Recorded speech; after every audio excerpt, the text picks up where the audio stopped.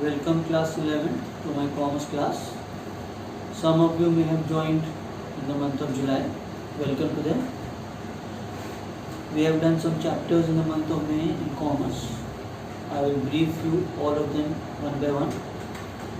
The first chapter is on classification of human activities, economic and non-economic activities.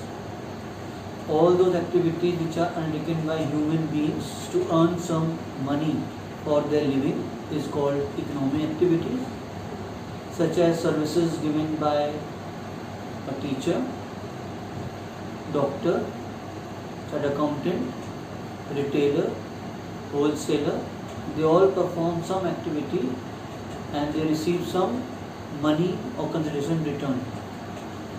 Non-economic activities are those activities which are undertaken by human beings not to earn some money but to render services, like love for their mother,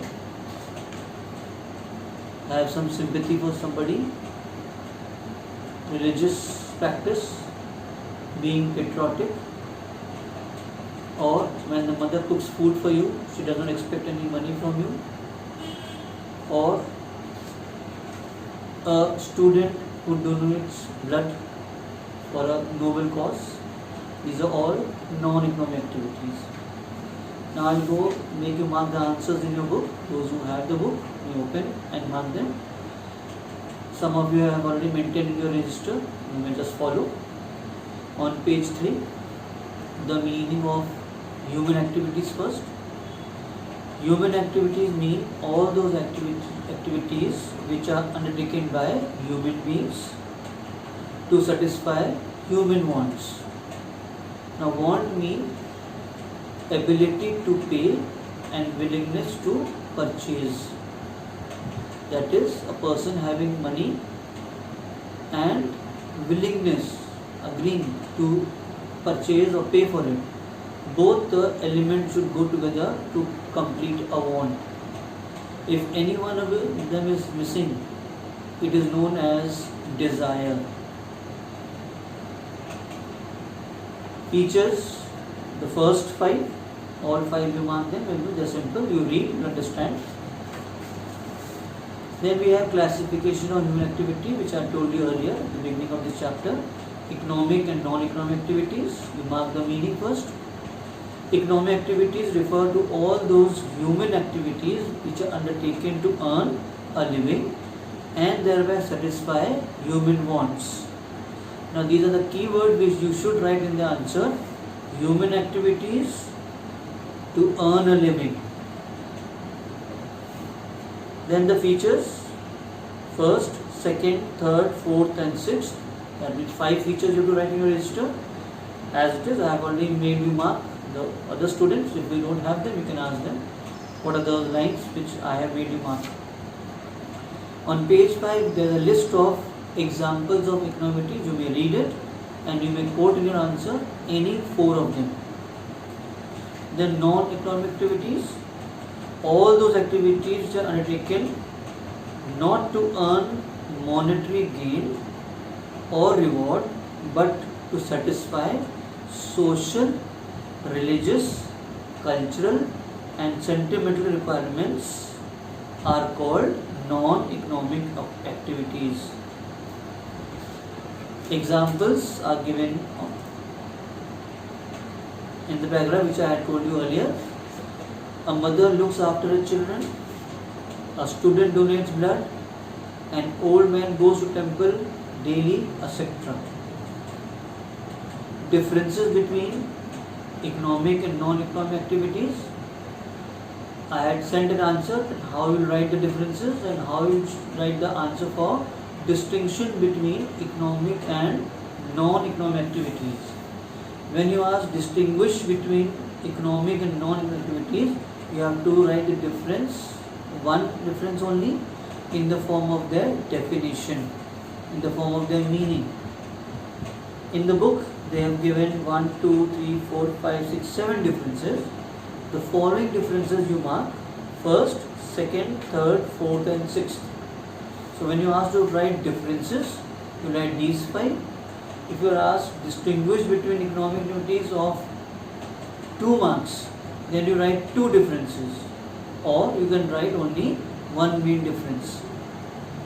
Then you have types of economic activities. On page 7, there is a tree made there. It is divided into 3 categories: business, profession, and employment. Ordinary business means repeated transactions of purchase of goods and services for the purpose of making profits. The bookish language is like this: business includes all those activities which are concerned with the production and exchange of goods and services with the objective of earning profits. All organizations which carry on business activities are called business enterprises or business firms. Then profession. The term profession means an occupation which involves application of specialized knowledge and skills to earn a living.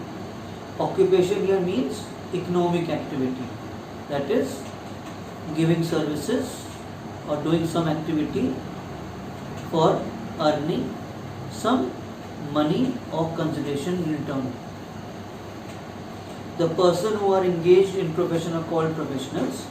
So all these professionals undergo some special training, take special knowledge from specialized institutions and colleges. That is why they are called professionals, like chartered accountant, doctor, lawyer, tax consultants are examples of professionals. Features, all 4 features are to be marked. Then we have employment. What is employment?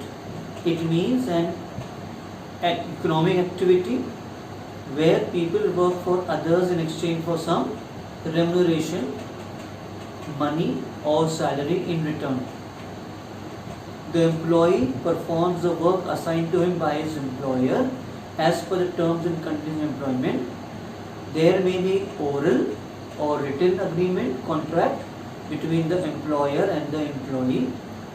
Employment includes all types of jobs, whether it may be in a government office or private enterprise. The features, there are 6 features given there. You will take the first, third, fourth, fifth and sixth features, and the examples of employment are given below. You can quote any 4 of them. That's all for today.